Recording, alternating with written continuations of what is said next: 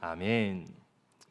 미국 클레어몬트 신학교에서 신학을 가르치고 있는 이 필립 클레이턴 교수님이라는 분이 계십니다.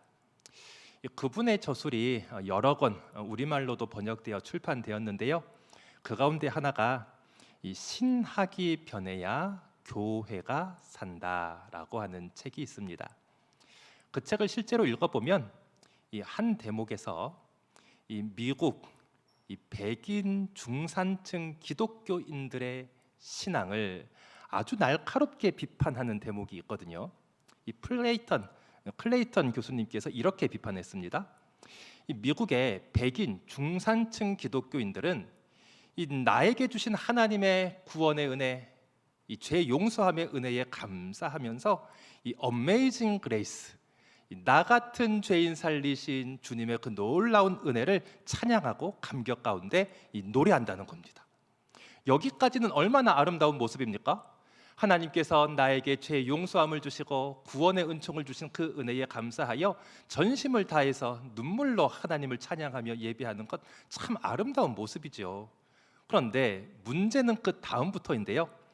이 미국의 백인 중산층 그리스도인들은 하나님께서 나를 구원하시고 나에게 죄 용서의 은혜를 주신 것에 대해서는 이 어메이징 그레이스, 하나님의 그 놀라운 은혜를 찬양하지만 자신과 다른 사람들, 예컨대 흑인들, 멕시칸들, 아시아 사람들이 예수님을 믿어 진심으로 변화된 인생을 살아갔다는 것에 대해서는 의심의 눈을 거두지 못한다는 거예요. 필립 클레이턴 교수님은 계속해서 이렇게 이야기했는데요. 오늘날 미국의 주류 교단이라고 하는 곳, 예컨대 장로교, 감리교가 그에 속하는데요. 미국의 주류 교단이라고 하는 것이 복음의 능력을 잃어버리고 마침내 그 교단들이 다 쇠퇴하게 되는 핵심 이유 가운데 하나가 바로 여기에 있다는 것입니다. 나는 예수 그리스도를 믿어 구원받은 하나님의 은혜의 감격 속에 살아가지만 나와 다른 사람들에게는 그 복음의 은혜를 적용하지 않고 있으니 교회가 복음의 능력을 잃어버리고 결국 쇠퇴하게 된다는 놀라운 분석인 거죠. 성도 여러분, 우리 모두는 예수 그리스도의 복음을 나를 통해서 전파하고 하나님의 은혜와 사랑이 나를 통해서 증거되기를 소망하고 있지 않습니까? 우리가 예수 그리스도의 복음을 전하고 하나님의 은혜와 사랑을 나누며 베풀기 위해서는 무엇이 필요하겠습니까? 무엇보다도 내 마음속에 이 복음의 은혜, 나를 구원하신 이 구원의 감격이 가득해야 되죠. 그런데 거기서 한 걸음 더 나아가야 하는 겁니다. 나에게 하나님의 놀라운 은혜가 주어졌다면 내 곁에 있는 사람들에게도 하나님은 놀라운 복음의 역사를 허락하여 주시는 것이고 그들의 인생도 성령 하나님으로 말미암아 복음의 능력으로 새로운 인생을 살아갈 수가 있다는 확신, 그 믿음이 우리에게 있을 때 우리의 삶 속에 복음의 능력이 나타나게 되는 것입니다. 오늘 본문 이 사도행전 15장에는 이른바 예루살렘 공의회에 대한 이야기가 기록되어 있습니다. 기독교 역사상 교회 지도자들이 전체가 모인 전체 회의, 그 첫 번째 회의가 오늘 본문 사도행전 15장에 등장하는 이른바 예루살렘 공의회인데요. 이 내용을 이해하기 위해 먼저 예루살렘 공의회가 어떠한 배경에서 모이게 되었는지 간단하게 말씀드릴 필요가 있을 것 같습니다. 이 안디옥 교회가 이 바울과 바나바를 선교사로 파송했지요. 그리하여 바울과 바나바가 제1차 전도 여행을 참 하나님의 은혜 가운데 성공적으로 마쳤습니다. 그들은 모든 사람들에게 예수 그리스도의 복음을 힘있게 증거하기 위해 최선을 다했지만 성령 하나님의 역사는 참 놀라웠는데요. 이 하나님을 잘 섬긴다고 하는 유대인들보다는 하나님을 전혀 모른다고 여겨졌던 이 이방인들이 복음을 듣고 구원받는 그 놀라운 역사가 일어나기 시작했던 거예요. 얼마나 감사한 일입니까? 하나님을 몰랐던 사람들, 하나님을 섬기지 않았던 이방인들이 복음을 듣고 구원받은 하나님의 자녀가 되었으니 성령의 놀라운 역사인 거죠. 그런데 이 초대교회 성도들 가운데 여전히 하나님을 알지 못하고 율법을 지키지 않는 이방인들이 예수님을 믿고 구원받았다는 사실에 대해서 회의적인 시각을 가지고 있었던 분들이 여전히 계셨던 거예요. 오늘 본문에도 1절 말씀에 그러한 분들이 등장하는데요. 우리 본문 1절 말씀 함께 읽어볼까요? 본문 1절입니다. 시작. 어떤 사람들이 유대로부터 내려와서 형제들을 가르치되 능히 구원을 받지 못하리라 하니. 아멘. 1절에 어떤 사람들이 등장하지요? 이 사람들 어떤 사람들입니까? 유대로부터 내려온 사람들. 여기 유대는 아마 예루살렘 교회가 아닐까 싶습니다. 이 유대 예루살렘 교회로부터 안디옥 교회까지 내려와서 그들이 성도들에게 무엇이라고 가르쳤습니까? 너희가 모세의 법대로 할례를 받지 아니하면 그다음에요 능히 구원을 받을 수 없다. 아무리 예수님을 믿으면 무엇하느냐? 너가 율법의 말씀대로 할례를 받고 그 율법을 지키면서 살아야지 비로소 구원을 받을 수 있다. 이렇게 율법을 구원의 조건으로 가르치고 있었던 거예요. 이 일이 얼마나 큰 교회의 이슈가 되었는지, 과연 안디옥 교회 성도들은 이 예루살렘 교회, 특별히 그 사도들의 공식적인 입장이 이와 같은 것인지 확인하고 싶었습니다. 그리하여 안디옥 교회의 대표자로서 바울과 바나바를 예루살렘 교회에 파송하게 되었고, 그렇게 바울과 바나바가 교회를 대표하여 예루살렘 교회에 모여 그 사도들과 대화를 나누게 되니 그것이 기독교 역사상 최초로 있었던 교회 지도자들의 전체 회의, 예루살렘 공의회가 시작되게 되었던 거죠. 이 바울과 바나바가 예루살렘에 내려갔는데요, 그곳에서도 같은 이야기를 하는 사람들이 있었어요. 본문 5절의 말씀이거든요. 5절에 누가 등장합니까? 바리새파 중에 어떤 믿는 사람들이요.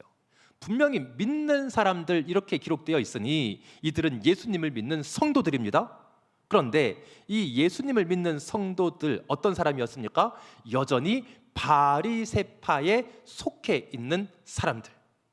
그들도 이렇게 가르쳤다는 거예요. 5절 뒷부분이죠.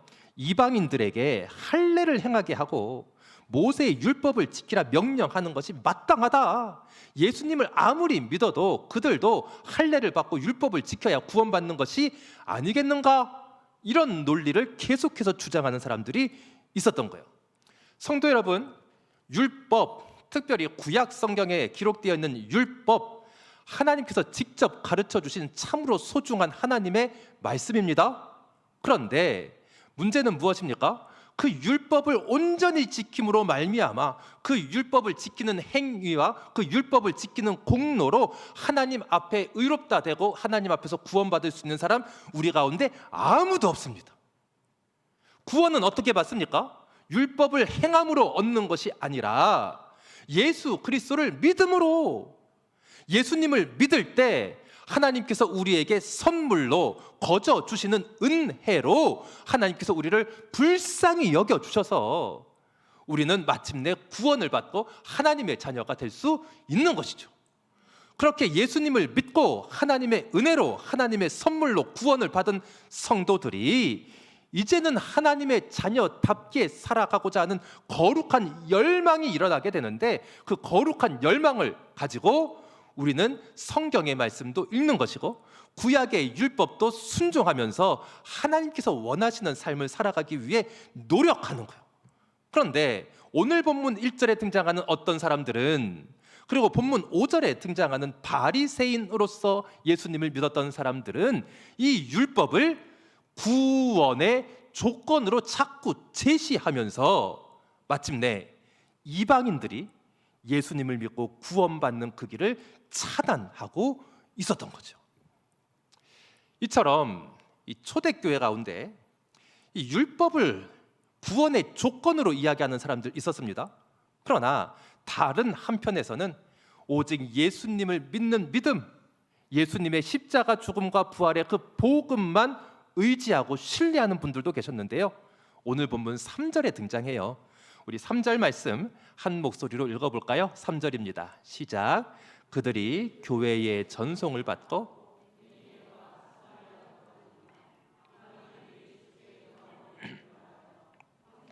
다 크게 기뻐하더라. 아멘. 3절에 그들이, 여기서 그들은 바울과 바나바를 말합니다. 바울과 바나바가 안디옥 교회의 전송을 받고 예루살렘으로 가는 길에 이 베니게와 사마리아도 머물렀다고 합니다. 그곳에서 이 성도들에게 무엇을 이야기합니까? 1차 전도 여행의 성과들을 이야기하기 시작하는 거죠. 이방인들이 예수님의 복음을 믿고 주님께로 돌아왔다. 그 소식을 듣자 성도들이 어떻게 합니까? 너무나도 다 함께 크게 즐거워하고 기뻐합니다. 아, 하나님께서 이방인들에게도 예수님을 믿게 하시고 그들을 하나님의 자녀로 삼아 주셨구나, 그 사실로 기뻐하는 거죠. 그러니 지금 초대교회 안에 크게 두 부류의 성도님들이 계시네요. 한쪽에는 어떤 분들이 계십니까? 율법을 구원의 이 조건으로 제시하는 그런 분들이 계시고요. 다른 한편에는 또 어떤 분들이 계십니까? 오직 예수님을 믿기만 하면 그 예수님을 믿음으로 말미암아 우리가 하나님의 은혜로 선물로 구원을 받게 된다. 그 믿음을 가지고 있었던 분들도 계셨던 거예요. 그런데 오늘 본문은 이분들이 맺은 열매가 무엇인지 기록해 주고 있지 않습니까? 한편에서 이 율법을 구원의 조건으로 제시하셨던 분들, 그분들이 맺은 열매 무엇입니까? 논쟁이요, 분쟁이요, 갈등이요, 교회의 분열입니다.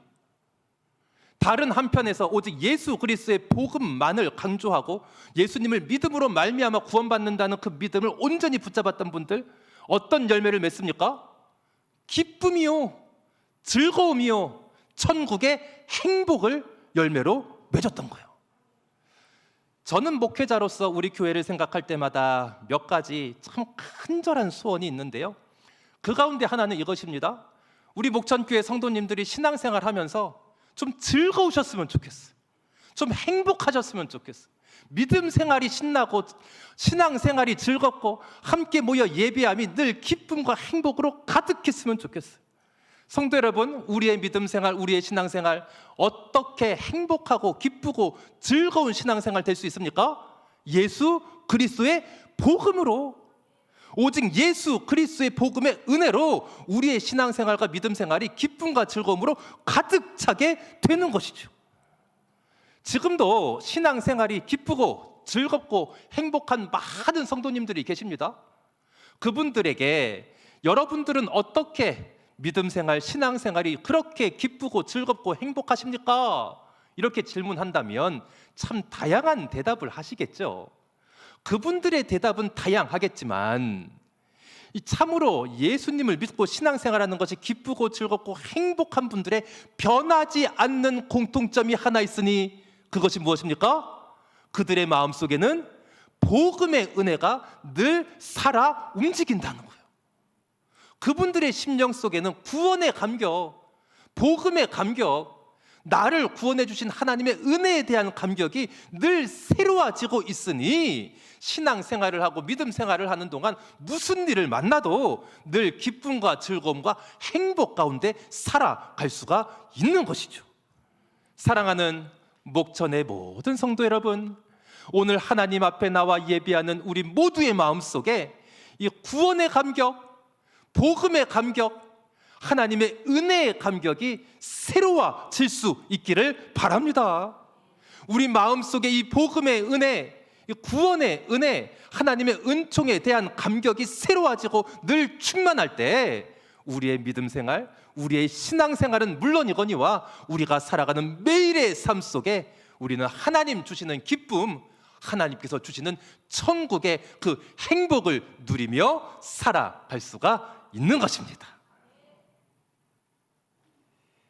이 바울과 바나바가 이 예루살렘에 갔지요.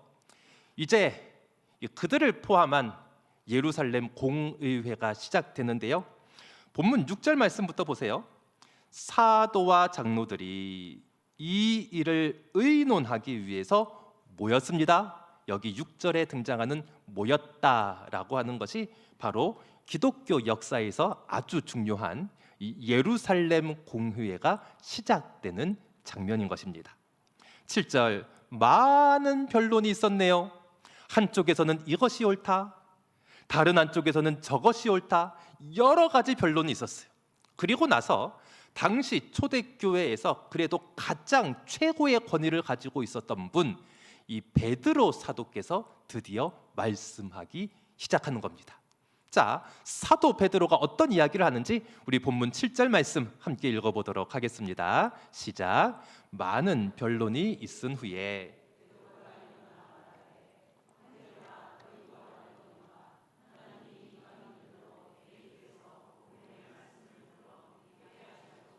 오래전부터 너희 가운데서 나를 택하시고. 아멘. 이 사도 베드로는 가장 먼저 자기 자신에 대해서 이야기를 하는데요. 자기 자신, 곧 베드로 자신에 대해서 어떻게 이야기합니까? 7절의 마지막 부분부터 먼저 보시겠습니까? 오래전부터 하나님께서 너희 가운데 나를 택하셨다. 이 하나님의 선택에 대해 이야기하고 있네요. 하나님께서 이 베드로를 선택하셨습니다. 그러면 베드로를 선택하신 이유, 목적 무엇입니까? 7절에 나와 있는 그대로지요. 7절 중간을 보십시오. 하나님이 이방인들로 하여금 베드로 자신의 입을 통해서 복음의 말씀을 들어 믿게 하시려고. 이것이 하나님의 선택의 이유와 목적이네요. 하나님께서 베드로를 왜 선택하셨습니까? 그를 통하여 이방인들에게 복음이 전해지게 하려고 선택하셨다는 거예요. 예수님께서 실제로 베드로를 제자로 선택하셨지요. 그리고 나서 예수님과 함께 하셨던 그 공생의 3년, 베드로는 너무나도 황홀한 시간을 보내게 되는데요. 늘 예수님과 함께 있는 거예요. 늘 예수님과 함께 식사하고 함께 잠자리에 들고 예수님의 말씀이 늘 귓전에 들리는 거죠. 예수님에게 직접 성경에 대해서 배웁니다. 하나님에 대해서 배웁니다. 베드로가 실수할 때마다 예수님께서 친히 그의 잘못을 교정해 주시고 하나님의 사람으로 성숙할 수 있도록 예수님께서 친히 옆에서 양육해 주시는 거예요. 그렇게 공생의 3년 동안 예수님의 특별한 사랑, 그 넘치고 풍성한 사랑을 베드로는 받게 되었던 거죠. 그러면 성도 여러분, 이 베드로가 하나님의 선택을 받고 이렇게 놀라운 특권을 누리면서 이 하나님의 사랑과 은혜를 얻게 된 것, 무엇 때문입니까? 하나님은 왜 베드로를 선택하여 이렇게 놀라운 사랑과 은혜를 베풀어 주셨습니까?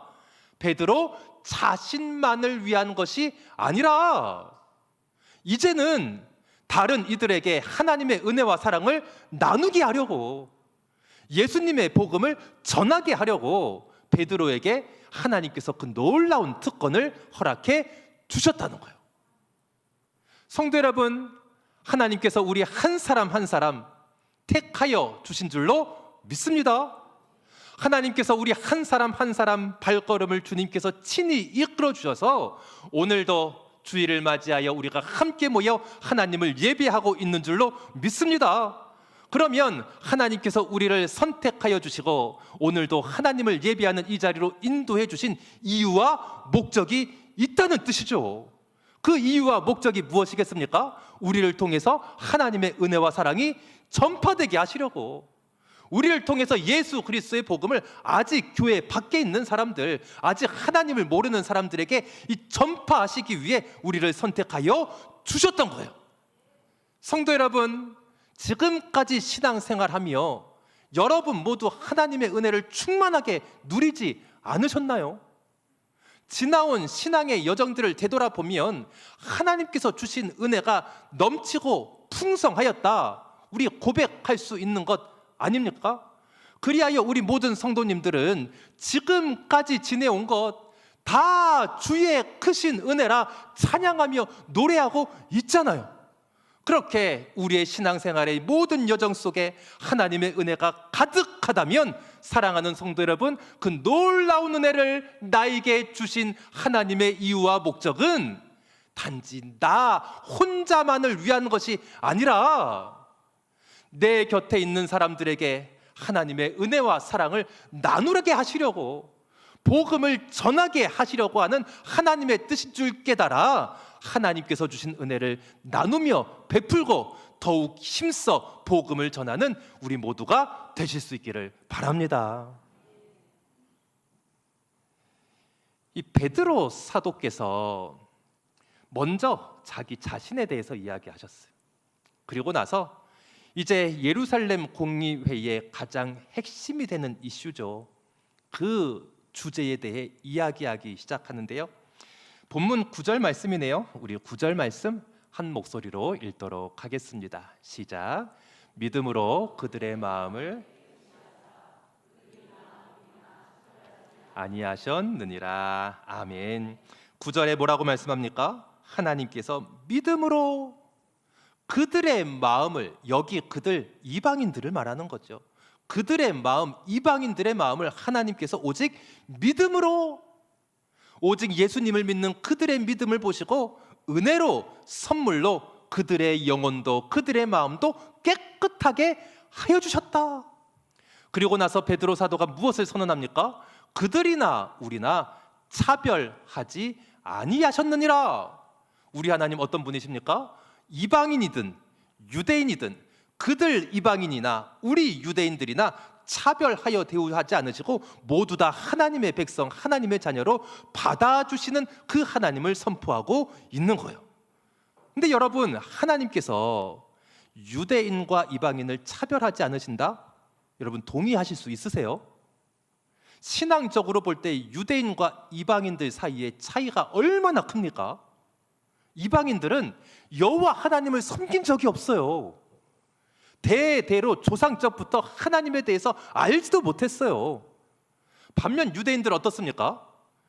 조상적부터 하나님을 섬겼던 민족, 조상적부터 하나님께 제사 드리고 기도하고 무슨 일만 있으면 하나님의 은혜를 위해서 간절히 기도했던 그 유대인들이요, 연수로 보면 수천 년 동안 변함없이 하나님 백성이라는 이름을 가지고 하나님께 예배하고 제사하고 기도했던 그 민족이 유대인들 아닙니까? 근데 우리 하나님 무엇이라고 말씀하십니까? 하나님은 유대인이나 이방인이나 차별 대우하지 않으시고 그 모든 사람들을 하나님의 자녀로 대우하여 주신다는 거예요.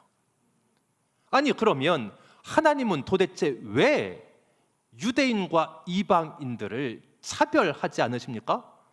그 가장 중요한 첫 번째 이유, 유대인이든 이방인이든 하나님 앞에서는 다 죄인이거든요.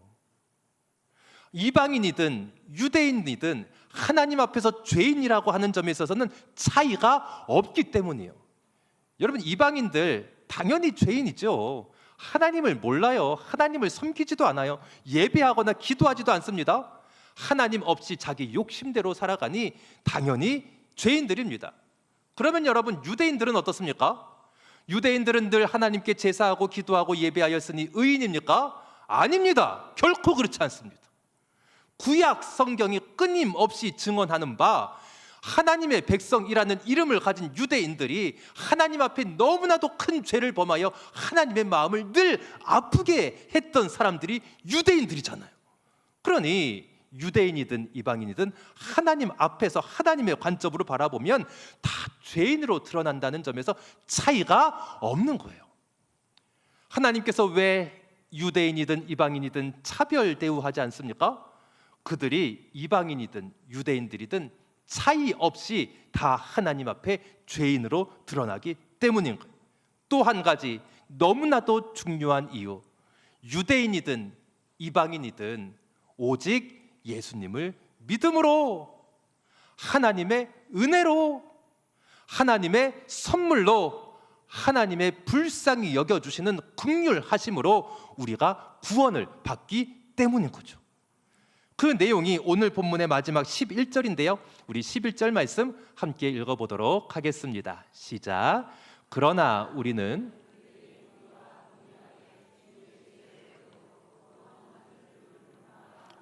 아멘.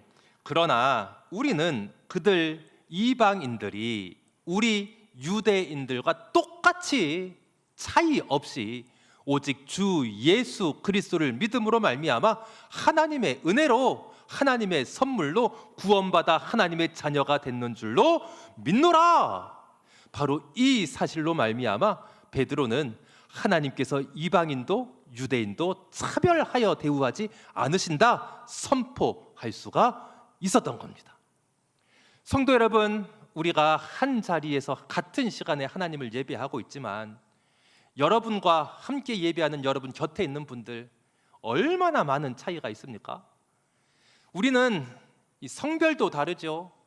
연령도 다르죠. 우리는 경험도 다르고요. 성격도 다르고요. 정치적인 성향도 다 달라요. 어디 그뿐입니까? 교회를 사랑하는 마음으로 같이 봉사하고 섬기기 위해서 함께 일하다 보면 일하는 방식도 달라서 서로 마음이 어긋나는 경우가 어디 한두 번이던가요? 근데 성도 여러분, 그러한 차이, 하나님 앞에서 나 자신을 바라보고 하나님 앞에서 우리 자신을 바라보면 그러한 차이는 아무것도 아닌 것이 되어버리는 거예요.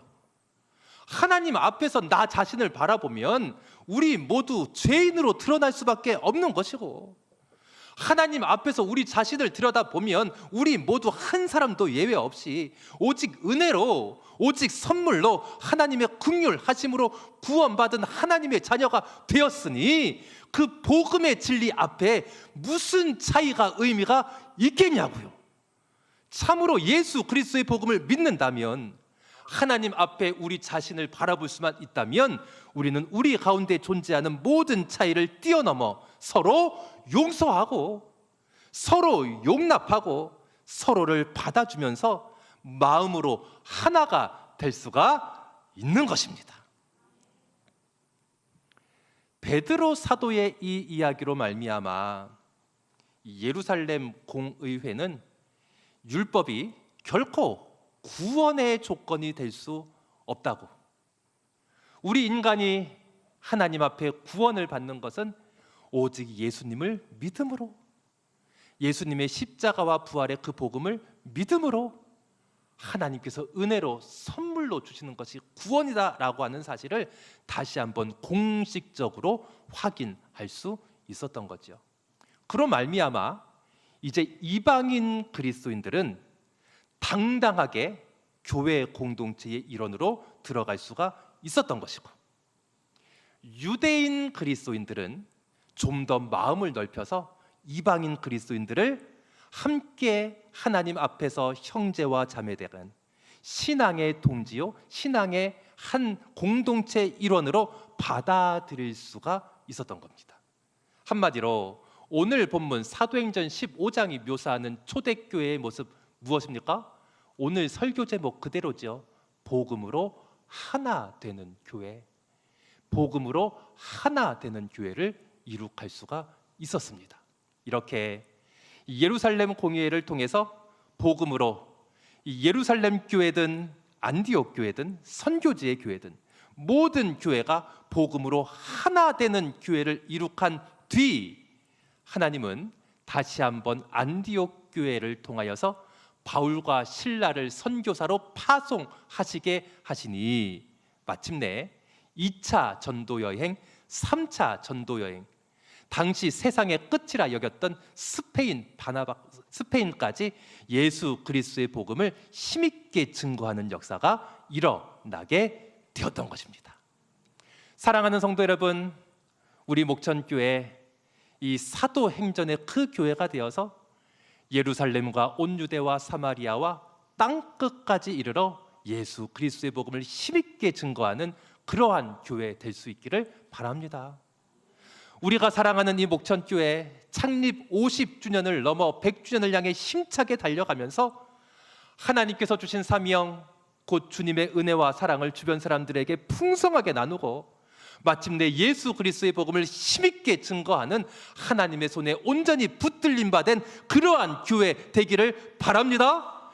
만약 이러한 소원이 우리 모두에게 있을진데, 사랑하는 목천의 모든 성도 여러분, 먼저 여러분의 마음속에 예수 그리스도의 복음의 은혜가 날마다 새로워지시기를 바랍니다.